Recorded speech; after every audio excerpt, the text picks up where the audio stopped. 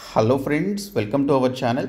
Friends, ఈరోజు తెలంగాణ విద్యా ఉద్యోగాలకి సంబంధించి వచ్చినటువంటి పూర్తి సమాచారాన్ని వీడియోలో చూద్దాము. వీడియో చూస్తున్నటువంటి వారు వీడియోని లైక్ చేసి ఛానల్ని సపోర్ట్ చేయండి.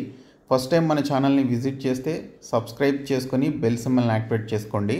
డీటెయిల్స్లోకి వెళ్లే ముందు అన్ఎంప్లాయీస్కి ఒక గోల్డెన్ ఆపర్చునిటీ అండి. మీరు 10th ఇంటర్ డిగ్రీ పాస్ అయ్యి మీ సొంత ఏరియాలో మీ దగ్గరలోనే జాబ్ చేయాలి అని చెప్పేసి మీరు భావిస్తున్నట్లయితే డిస్క్రిప్షన్లో ఉన్నటువంటి MrVijay.in అనేటువంటి వెబ్సైట్ లింక్పై క్లిక్ చేసి ఇక్కడికి వచ్చిన తర్వాత మీరు ఇక్కడ క్యాండిడేట్ లాగిన్ అనేటువంటి ఆప్షన్పై క్లిక్ చేసి మీరు ఎటువంటి ఫీ లేకుండా మీకు సంబంధించినటువంటి డీటెయిల్స్ అన్నీ కూడా ఫిలప్ చేసి రిజిస్టర్ చేసుకున్నట్లయితే మీ దగ్గరలో ఉన్నటువంటి మీ సొంత ఏరియాలో ఉన్నటువంటి కంపెనీస్ లేదా ఆర్గనైజేషన్స్లో ఉన్నటువంటి ఎంప్లాయీస్ అండ్ హెచ్ఆర్స్ అందరూ కూడా ఈ వెబ్సైట్లోనే ఉంటారు. సో మీకు సంబంధించినటువంటి డీటెయిల్స్ అన్నీ కూడా ఈ విధంగా చూసి వారే మీకు కాల్ చేసి జాబ్స్ అయితే ఇవ్వడం జరుగుతుంది.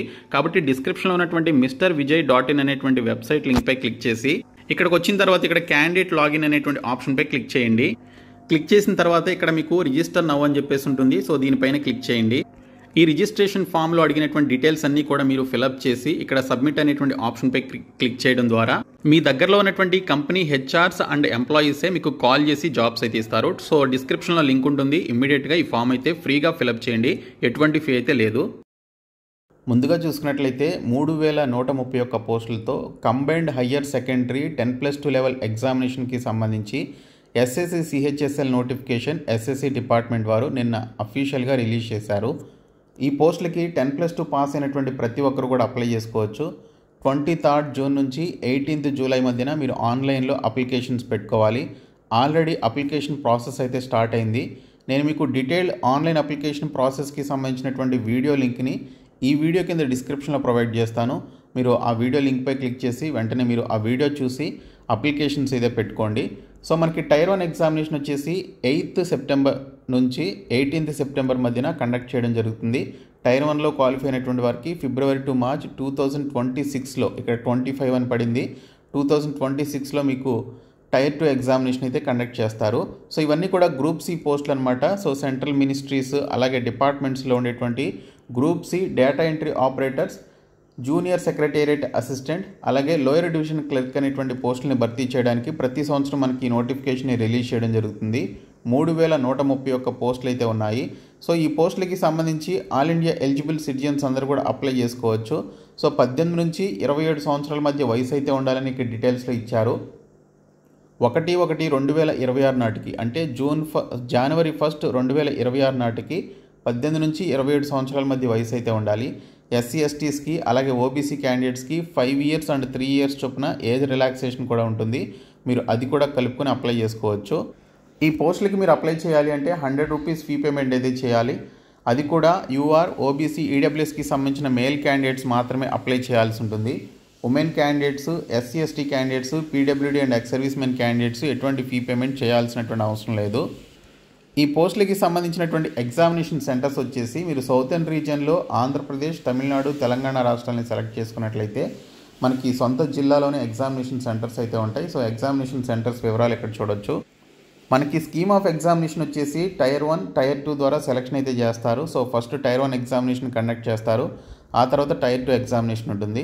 టైర్ 1 ఎగ్జామినేషన్ టోటల్ 200 మార్క్స్కి ఉంటుంది. 60 minutesలో మీరు ఎగ్జామినేషన్ అయితే కంప్లీట్ చేసుకోవాలి. ఈచ్ సెక్షన్ నుంచి 25 క్వశ్చన్స్ అయితే ఇస్తారు. ఈచ్ క్వశ్చన్ క్యారీస్ 2 marks అనమాట. సో మీకు తెలుగులో కూడా ఎగ్జామినేషన్ అయితే ఉంటుంది. తెలుగులో ఎగ్జామినేషన్ రాసుకోవచ్చు. సో ఇక్కడ చూసుకున్నట్లయితే టోటల్ 100 క్వశ్చన్స్ మీకు 200 మార్క్స్కి అయితే ఇస్తారు. సో మీరు దీనికి సంబంధించి 60 minutesలో ఎగ్జామినేషన్ కంప్లీట్ చేసుకోవాలి. 0.5 marks మీకు ఇక్కడ నెగిటివ్ మార్క్స్ కూడా ఉంటాయి. సో ఇంగ్లీష్, హిందీతో పాటు మనకి టోటల్గా 13 రీజనల్ లాంగ్వేజెస్లో మీకు ఎగ్జామినేషన్ అయితే ఉంటుంది. తెలుగులో కూడా మీరు ఎగ్జామినేషన్ అయితే రాసుకోవచ్చు. సో టైర్ 1లో క్వాలిఫై అయినటువంటి వారికి టైర్ 2 ఎగ్జామినేషన్ అయితే ఉంటుంది. సో ఈ విధంగా టైర్ 1 అండ్ టైర్ 2 ద్వారా సెలెక్షన్ చేసి మీకు ఎస్ఎస్సి సిహెచ్ఎస్ఎల్కి సంబంధించినటువంటి జాబ్స్ అయితే ఇవ్వడం జరుగుతుంది. సో డిస్క్రిప్షన్లో నేను మీకు అప్లికేషన్ ప్రాసెస్ వీడియో లింక్ అయితే పెడతాను. సో ప్రతి ఒక్కరు కూడా ఆ వీడియో చూసి అప్లై చేయండి. ఇంకా ఈరోజు వచ్చినటువంటి అప్డేట్స్ చూస్తే కేజీబీవీలో 1273 టీచర్ల ఖాళీలు అని చెప్పేసి ఇచ్చారు. రాష్ట్ర వ్యాప్తంగా ఉన్నటువంటి 495 కస్తూర్బా గాంధీ బాలికా విద్యాలయాలు కేజీబీవీలో మొత్తం 1273 ఉపాధ్యాయ పోస్టులు ఖాళీగా ఉన్నాయి. ఇప్పటికే ఉన్న కేజీబీవీలో 610 ఖాళీలు ఉండగా ఇటీవల 120 విద్యాలయాలను ఇంటర్ వరకు ఉన్నతీకరించడంతో కొత్తగా మరో 663 అధ్యాపకుల అవసరం ఏర్పడింది అని చెప్పేసి ఇచ్చారు. ఈ క్రమంలో వాటిని భర్తీ చేసేందుకు ఆయా జిల్లాల డిఈఓలకు ఆదేశాలు జారీ చేశామని సమగ్ర శిక్ష అధికారులు తెలిపినట్లుగా మనకి ఇక్కడ డీటెయిల్స్లో అయితే రావడం జరిగింది. మరొక అప్డేట్ వచ్చేసి 3 కొత్త కళాశాలలో 241 పోస్టులు మంత్రివర్గ ఆమోదం అని చెప్పేసి ఇక్కడ డీటెయిల్స్లో అయితే ఇచ్చారు. రాష్ట్ర ప్రభుత్వం 3 ప్రాంతాల్లో నెలకొల్పుతున్నటువంటి 3 కళాశాలలకు 241 బోధనేతర పోస్టుల మంజూరుకు మంత్రివర్గం పచ్చజెండా ఊపింది. అందులో 153 బోధన పోస్టులు, 67 బోధనేతర పోస్టులతో పాటు 21 పోస్టులను పొరుగు సేవల విధానంలో అంటే అవుట్సోర్సింగ్ విధానంలో భర్తీ చేయనున్నారు. ఆర్జీయూకేటీ బాసరకు అనుబంధంగా మహబూబ్ నగర్లో నెలకొల్పుతున్నటువంటి ప్రాంగణానికి 121 బోధనేతర పోస్టులు రానున్నాయి. అలాగే కరీంనగర్లోని శాతవాహన విశ్వవిద్యాలయం ప్రాంగణంలో లా కళాశాల, అలాగే ఆ వర్సిటీకి అనుబంధంగా ఇంజనీరింగ్ కళాశాలను సిద్దిపేట జిల్లా పరిధిలోని ఉస్నాబాద్లో ఏర్పాటు చేస్తూ మార్చి 25న ప్రభుత్వం జీవో జారీ చేసింది. వీటికి బోధనేతర సిబ్బంది పోస్టులు మాత్రం మంజూరు చేయలేదు. సోమవారం కేబినెట్ సమావేశం వాటికి అనుమతి ఇచ్చింది. ఇంజనీరింగ్ కళాశాలలకు 44.12 కోట్లు, లా కళాశాలకు 22.96 కోట్లు మంజూరు చేయడం జరిగింది. హుస్నాబాద్ ఇంజనీరింగ్ కళాశాలలో BTech CSC, AI, IT, ECE బ్రాంచ్లు ఉన్నాయని చెప్పేసి కూడా ఇక్కడ డీటెయిల్స్ అయితే మెన్షన్ చేశారు.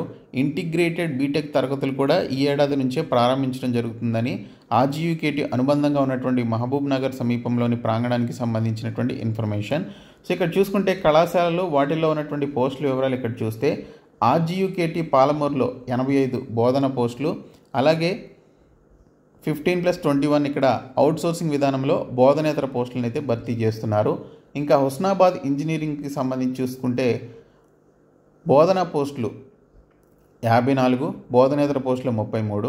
ఇంకా లా కళాశాలకి సంబంధించి శాతవాహన వర్సిటీలో బోధన పోస్టులు 14, బోధనేతర పోస్టులు 19. సో మొత్తంగా బోధనకి సంబంధించిన పోస్టులు 153, బోధనేతరకి సంబంధించినటువంటి పోస్టులు 88 మనకి ఇక్కడ మంజూరు చేయబోతున్నారు.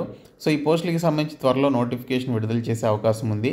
ఇంకా స్థానిక పోరుకు 60 రోజులు గడువు, 2 నెలల్లో ఎన్నికల ప్రక్రియ పూర్తి చేయాలని హైకోర్టు ఆదేశం. నెల గడువు కోరినటువంటి సర్కార్, 2 నెలలు కావాలన్న ఎన్నికల సంఘం, గడువు ముగిసి ఏడాదిన్నర గడిచిన ఎన్నికలు ఎందుకు నిర్వహించలేదని హైకోర్టు నిలదీత, 60 రోజులు టైం ఇచ్చినటువంటి ఉన్నత న్యాయస్థానం అని చెప్పేసి ఇచ్చారు. సో ఇక్కడ చూసుకుంటే స్థానిక పోరుపై సీఎం దృష్టి, 32 జిల్లాల్లో సర్వేకు శ్రీకారం, మేజర్ గ్రామ పంచాయతీల్లో సర్వే, 40 అంశాలతో ప్రశ్నావళి అని చెప్పేసి కూడా ఇక్కడ మనకి మెన్షన్ చేయడం జరిగింది. సో మనకి త్వరలో తెలంగాణలో స్థానిక ఎన్నికలు అయితే నిర్వహించబోతున్నారు, 2 నెలల్లో పూర్తి చేస్తారు. తర్వాత ఈసీల నియామకంలో జాప్యం అని చెప్పేసి ఇచ్చారు.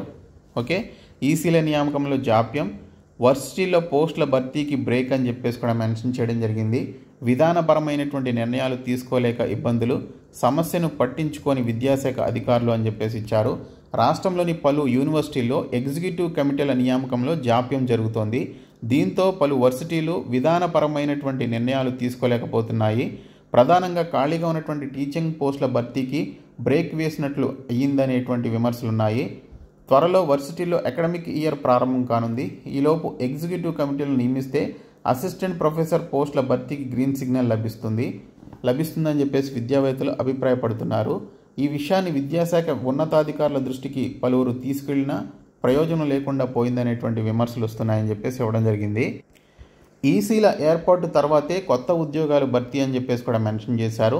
సో తెలంగాణలోని మొత్తం 12 యూనివర్సిటీల్లో సుమారు 2100 పోస్టులు ఖాళీగా ఉన్నట్లు గుర్తించి వెంటనే భర్తీ చేసేందుకు గ్రీన్ సిగ్నల్ ఇచ్చింది. కానీ చాలా వర్సిటీల్లో ఖాళీగా ఉన్నటువంటి టీచింగ్ పోస్టుల స్థానంలో సుమారు 650 మంది కాంట్రాక్ట్ పార్ట్ టైం లెక్చరర్లు పనిచేస్తున్నారు. వీరంతా 10 ఏళ్ల నుంచి వర్క్ చేస్తున్నారు. వీరిని తొలగించి కొత్తవారిని నియమిస్తే వ్యతిరేకత వచ్చే ప్రమాదం ఉన్నదని గ్రహించిన ప్రభుత్వం కాంట్రాక్ట్ పార్ట్ టైం లెక్చరర్లను కొనసాగిస్తూనే ఖాళీగా ఉన్నటువంటి పోస్టులను భర్తీ చేసేందుకు మాత్రం సూత్రప్రాయంగా అంగీకారం తెలిపింది. కానీ ఆ నిర్ణయాలను అమలు చేయాలంటే పాలక వర్గం ఆమోదముద్ర వేయాల్సి ఉంటుందని చెప్పేసి ఇక్కడ డీటెయిల్స్లో ఇచ్చారు.